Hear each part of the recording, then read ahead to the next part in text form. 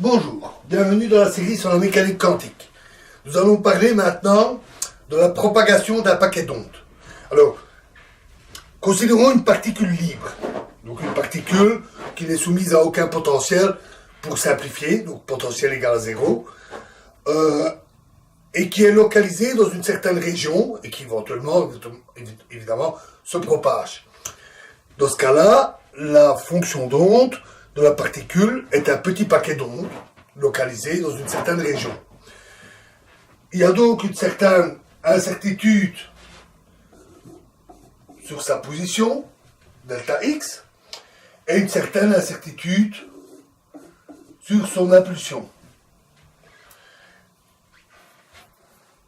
Alors, ce qu'on aimerait savoir, c'est dans quelles circonstances ces incertitudes sont-elles minimales pour avoir la plus grande précision possible.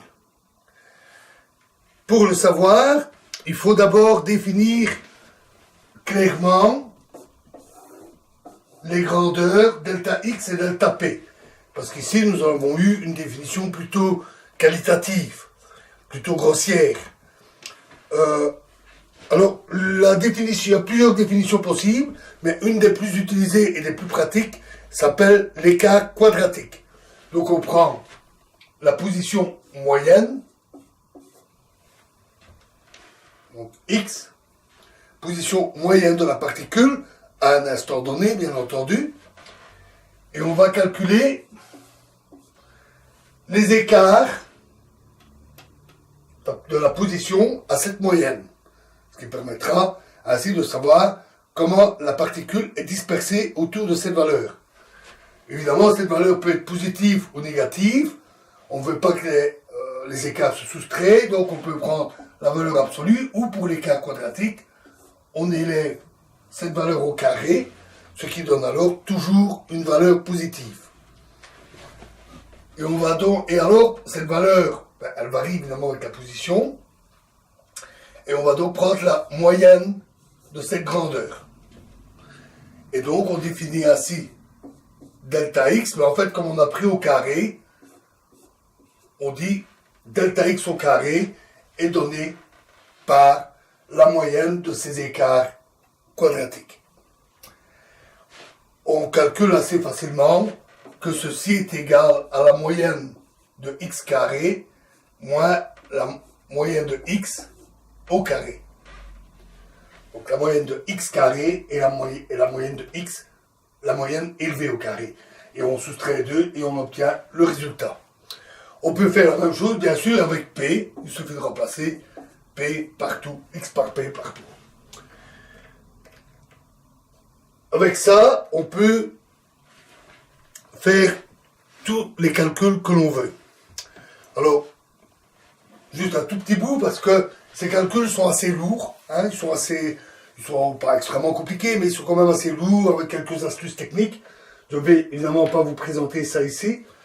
Ce qu'on fait, c'est d'abord poser deux variables, alpha, x moins la moyenne de x. Donc, on considère que les écarts à la position moyenne.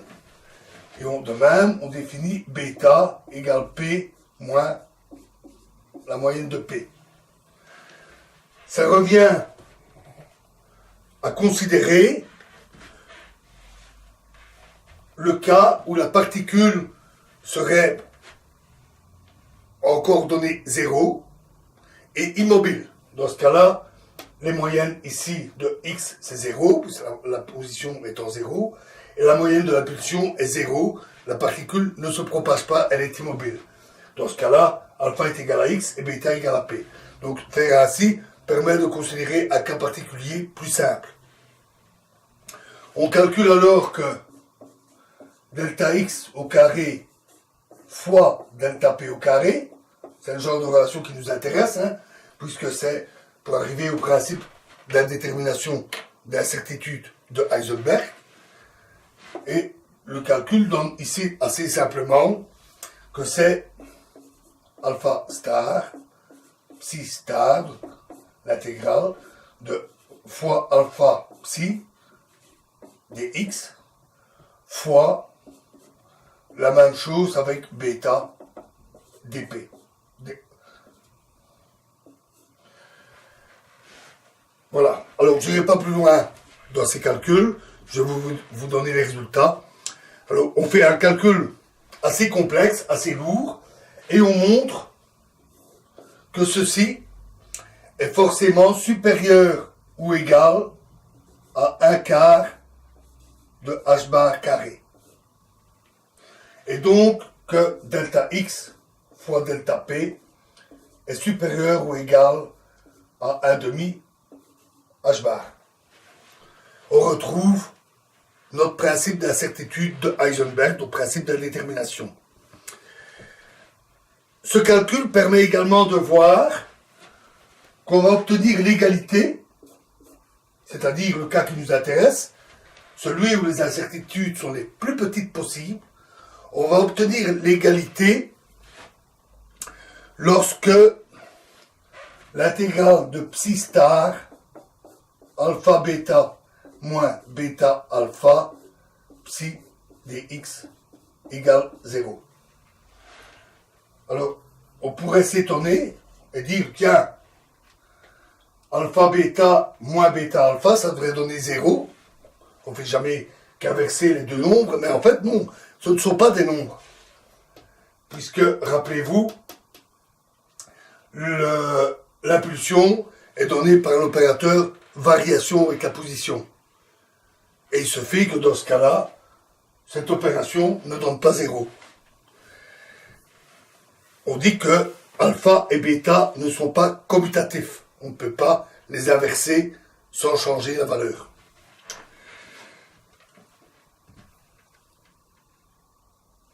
À partir de cette relation-là, on en tire facilement une équation pour la fonction d'onde. Et on obtient, alors je vais vous l'écrire, c'est un peu lourd, mais c'est le résultat qui compte. On trouve que psi de x doit être égal à 1 sur la racine quatrième de 2pi delta x carré fois l'exponentielle de moins x moins la moyenne de x, la moyenne de x, divisé par 4 delta x carré, plus i, l'unité imaginaire, p moyenne de x,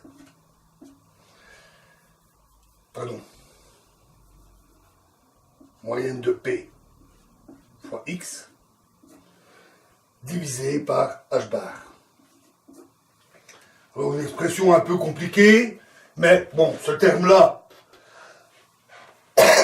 ce facteur-là, c'est juste pour que la fonction d'onde soit normalisée. Nous avons déjà vu cela.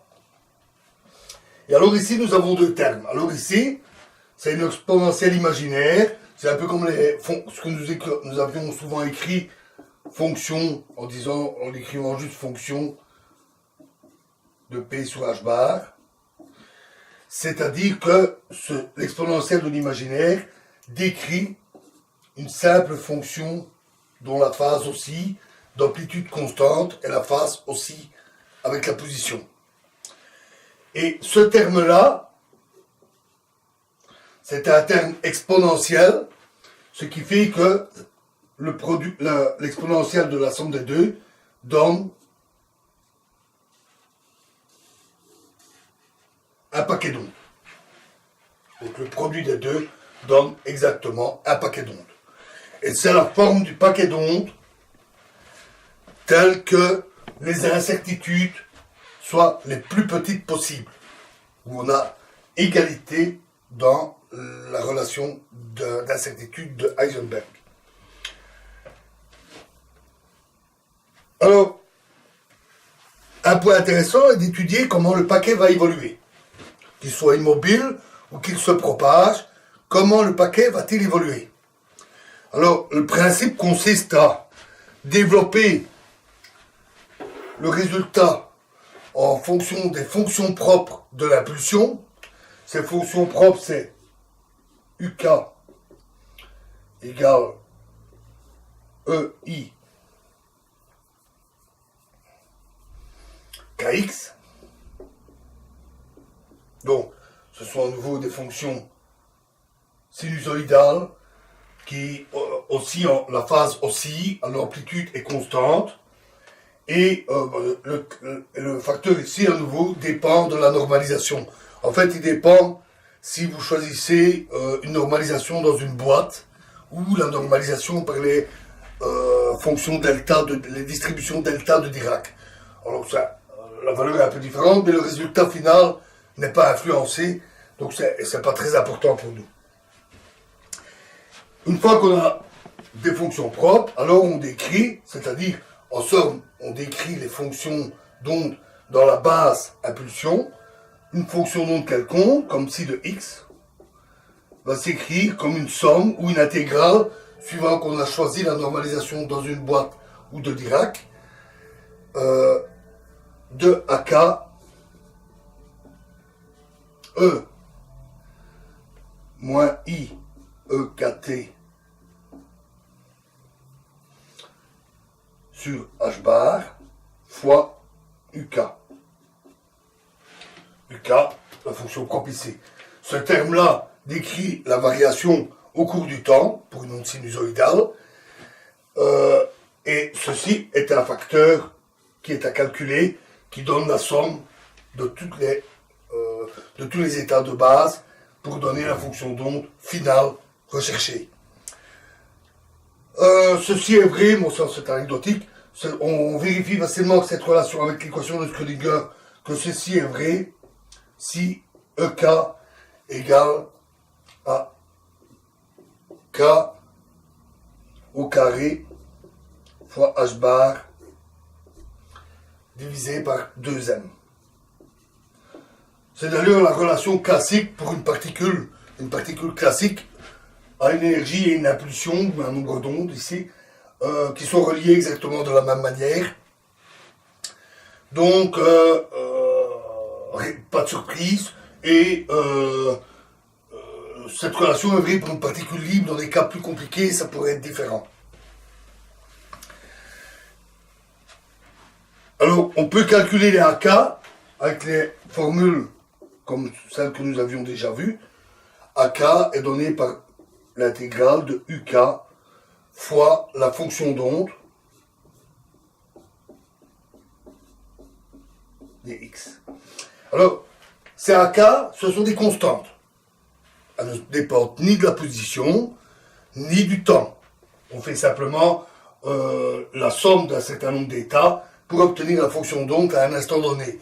Et en utilisant l'équation de Schrödinger, on vérifie que les AK ne varient pas non plus au cours du temps. Ils sont constants.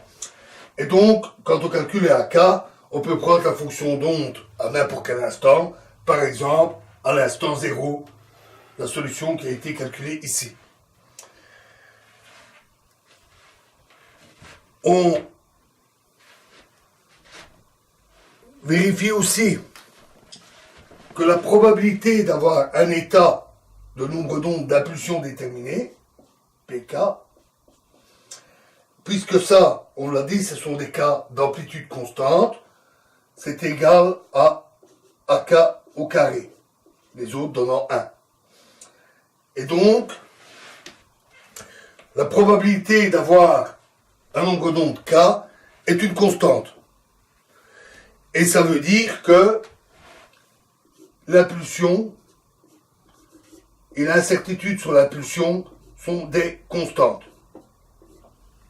Donc, la précision sur l'impulsion de la particule, sur l'impulsion de la particule reste le même au cours du temps pendant qu'il se propage. Alors on fait tous les calculs et ce qu'on trouve, c'est que on obtient une fonction psi x de t à un instant t qui est semblable à celle-ci, mais avec un delta x différent. delta x au carré est remplacé par delta x au carré plus delta p au carré t carré sur m carré, pardon. Alors, que nous dit cette relation? Alors d'abord, elle nous dit que la forme du paquet d'ondes va changer au cours de sa propagation, ou même si le paquet d'ondes est immobile. Au fur et à mesure que le temps augmente, le paquet va devenir, puisque toutes ces termes-là sont positifs, le paquet va s'étaler. Donc, la particule qui est concentrée dans une certaine région va s'étaler. On a toujours, au départ, on a un paquet d'incertitude minimum, mais au cours du temps, le paquet s'étale et devient de plus en plus incertain ensemble. Autre chose, l'étalement est le même que si on avait une particule classique dont la vitesse, l'impulsion, est donnée par delta P. Elle s'éloigne, par exemple, un paquet immobile, elle s'éloigne à delta P. Évidemment, la particule quantique le fait dans tous les sens, et donc on a un étalement du paquet. Enfin, le temps est au carré, ça veut dire qu'en remontant dans le passé, on a aussi un étalement du paquet. Donc, alors ça signifie deux choses. D'abord, cela montre que la théorie est réversible, elle ne dépend pas du signe du temps, il n'y a pas de phénomène d'irréversibilité introduit par la mécanique quantique.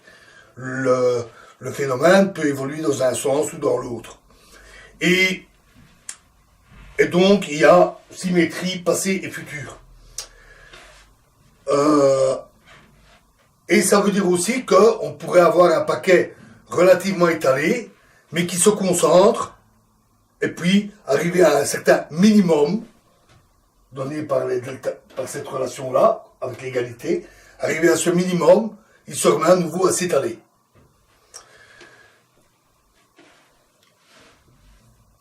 Alors,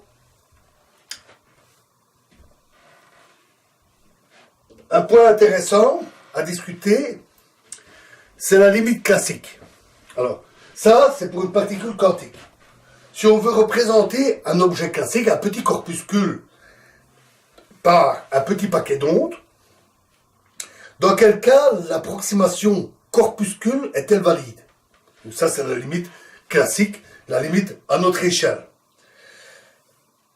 Pour avoir la limite classique, il faut que les incertitudes delta x et delta p soient très petites. Nous en avions déjà parlé. À notre échelle, en général, c'est tout à fait correct. L'incertitude sur la position d'une chaise et sur sa vitesse, sur l'impulsion, sont infimes, tout en respectant le principe d'incertitude est tellement infime que je serais bien incapable de la mesurer ou de m'en rendre compte. Mais ça ne suffit pas, parce que nous avons, au cours du temps, un étalement du paquet d'ondes. Donc il ne faudrait pas qu'il s'étale de trop, sinon on ne pourrait plus dire que c'est un corpuscule classique bien localisé. En tout cas, delta x ne serait plus tout petit avec cet étalement. Donc il faudrait qu'elle ne s'étale pas trop vite. Notons que l'étalement augmente est de plus en plus fort, d'autant plus que delta x est petit, c'est-à-dire qu'on a bien localisé la particule. Nous avons ici notre relation. Si delta x est très petit, le principe d'incertitude d'Heisenberg implique que delta p va être grand, et donc l'étalement va être très rapide. Alors on peut calculer un optimum, et se dire, bon là je veux la particule la plus localisée possible, mais qui ne s'étale pas trop vite. Donc je vais essayer de la localiser, mais pas trop. Et alors on peut essayer de calculer un cas typique, par exemple, considérons un point, un objet central, et un corpuscule qui est en rotation autour. à distance A et il fait un tour en le temps grand T, la période grand T. Ça pourrait être un électron autour d'un atome, ça peut être un manège dans une foire, ça peut être une planète autour d'une étoile. Ce qu'on veut, c'est que si on représente nos petits corpuscules par un paquet d'ondes, c'est qu'ils ne s'étalent pas trop vite. Et donc, que l'étalement de delta X reste très petit par rapport à A, par rapport au rayon de l'orbite, même pour des temps beaucoup plus grands que la période. Donc même si on fait 100, 1000, 1 million de tours, qu'on retrouve toujours une précision très petite, très bien meilleure que la grandeur de l'orbite. Et là, on pourrait dire, le corpuscule, notre petit paquet d'ondes, se comporte comme un corpuscule classique. Alors, on calcule, en utilisant le moment angulaire. Alors, le moment angulaire, il vaut 2pi ma carré sur grand T. Le moment angulaire, c'est un peu comme l'impulsion, mais pour une rotation. L'impulsion P, la masse fois la vitesse pour un objet classique, c'est l'impulsion linéaire, pour un objet qui se propage en ligne droite. Pour un objet qui est en rotation, on définit une impulsion, un moment angulaire, qui est tout à fait équivalent. Il prend cette formule-là, c'est 2pi fois la masse de l'objet, fois le rayon au carré, fois la période. En fait, ceci exprime que plus l'objet tourne vite et plus le moment angulaire est grand. C'est exactement ça que cela exprime. Et on calcule que l'étalement va rester très faible à condition que le moment angulaire soit très grand par rapport à h bar, la constante de Planck divisée par 2pi. Tout simplement. H, la constante de Planck, c'est vraiment la limite entre le classique et le quantique. Alors on vérifie très facilement, il suffit de prendre des valeurs pour la masse, le rayon, le temps, par exemple pour la Terre. Bon, je ne sais plus la masse de la Terre, mais c'est des milliards de tonnes, c'est énorme. Le rayon de l'orbite de la Terre, c'est 149 millions de kilomètres. Et le temps, c'est 1 an, bien entendu. 1 an pour faire le tour de son orbite.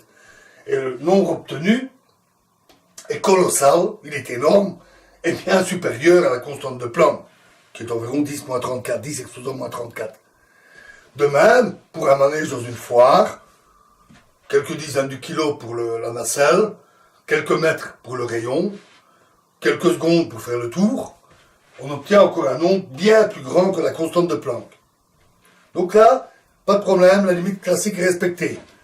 La Terre peut être vue comme un gros corpuscule, la nacelle du manège comme un objet bien localisé, bien compact et qui tourne en cercle. Mais pour les atomes, c'est différent. Alors pourquoi?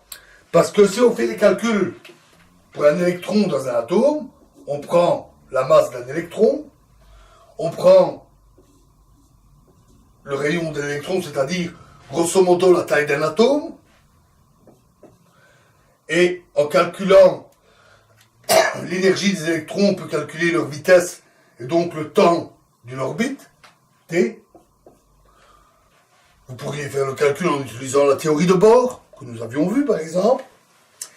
Et là, le résultat qu'on obtient, le résultat qu'on obtient, c'est environ h bar. La valeur est très proche de la constante de Planck. Donc l'approximation classique, la limite classique, n'est plus respectée. Ce qui se passe pour un électron, c'est que même si vous avez un électron qui est bien localisé, en orbite autour de l'atome, son étalement est très fort, et il aura à peine fait un tour qui sera complètement étalé, le paquet d'ondes sera complètement étalé autour de l'atome. Donc parler d'un corpuscule bien localisé avec une orbite circulaire à la Bohr est faux. Dans le cas quantique, l'électron forme un paquet d'ondes qui se disperse autour de l'atome. On a déjà découvert ici des résultats fort intéressants de la théorie de Schrödinger. Alors, dans la prochaine vidéo, nous verrons une application qui est absolument fondamentale. C'est une application fort simple, mais qu'on retrouve partout en mécanique quantique, en théorie quantique des champs, en physique des particules. C'est la théorie de l'oscillateur harmonique. Je vous remercie.